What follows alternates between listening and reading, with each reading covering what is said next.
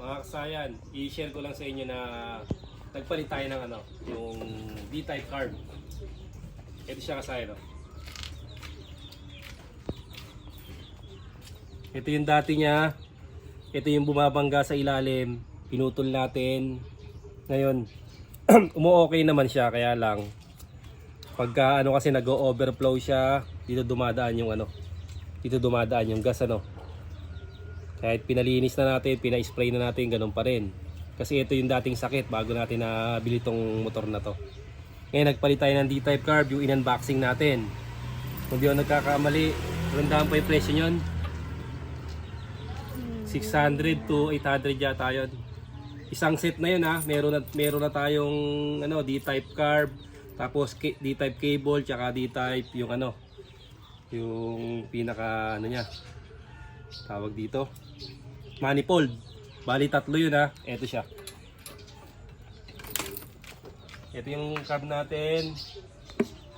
Ayan siya Tapos ito yung tas sa ilalim para nakita nila.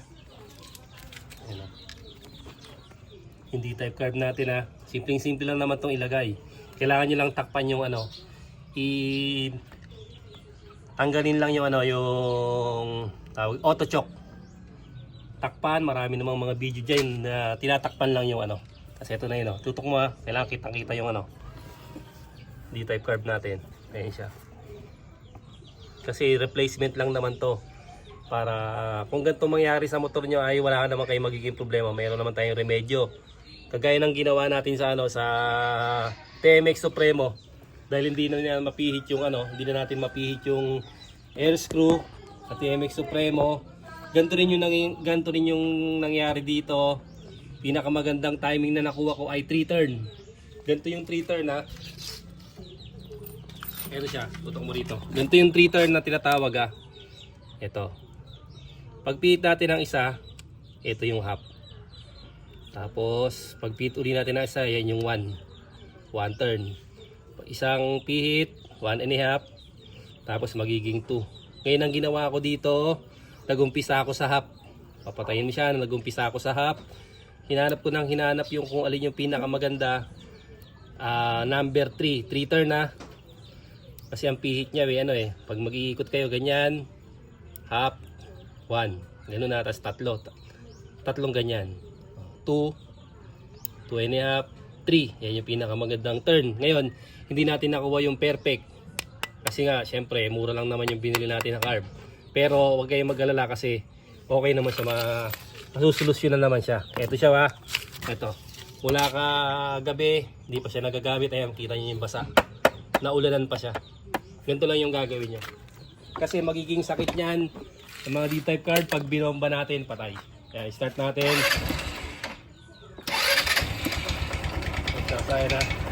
Pag binilit niya, patayan. Kung napanood nyo sa Supremo natin, pag birit niya, patay. Buksan natin. Ayan siya. Ang importante ito kasi one click start siya Pag birit, patay. Ganito gawin nyo. Pag bukas niya, pigayin nyo lang siya. Pigayin nyo lang, kontrolin nyo. Pag piga nyo, konting-konti lang siya. Ayan.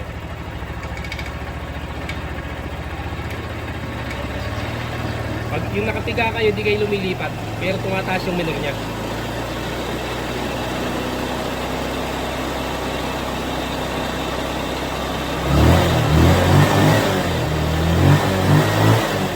Ayan na siya kasaya. Ganun na yung gagawin nyo Pagka yung pagbirit nyo, patay. Ganun lang. Huwag nyo lang siyang bibiglayin. Pag tumakbo na to sa biyahe, wala naman kayo magiging problema.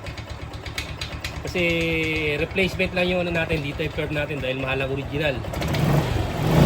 Abutin ng mga 5,000 yun. Amantala yung in-unboxing natin, kung di ako nagkakamali, complete set, 6 to 800 lang. Nakalimutan ko na yung Panoorin nyo lang kung bibili kayo ng D-type card, dando naman yung natin.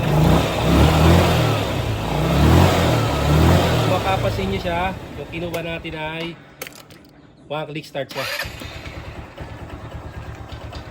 Pagka pinigani siya, okay na siya.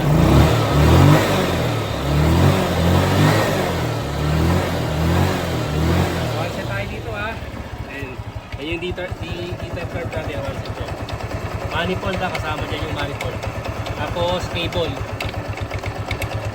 3 turn yung ginawa natin dyan. Depende sa dito yung turn nyo yan. Depende kung ilang turn yung pinakamaganda sa inyo. Hanapin nyo lang yung pinakamataas na minor. Kung paano itodo yung KMX Supremo, ganito yung itodo. Patayin nyo yung gas, taasan nyo yung minor. Para makuha nyo yung kaya tayo. Kahit malamig na malamig yung makina, pag start nyo naman, hindi kayo mahihirapan. Pag binigla nyo siya, ayan, patay. Kaya ang gagawin nyo lang sa kanya,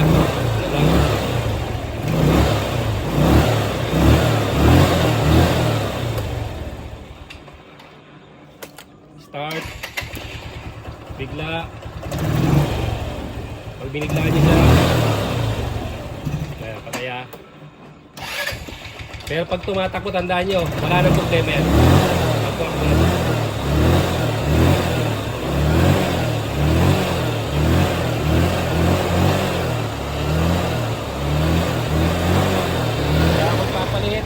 Budget carb, kung gano'n yung hindi nyo maitodo, pagka ni-revolution nyo namamatay, slow mo lang kayo.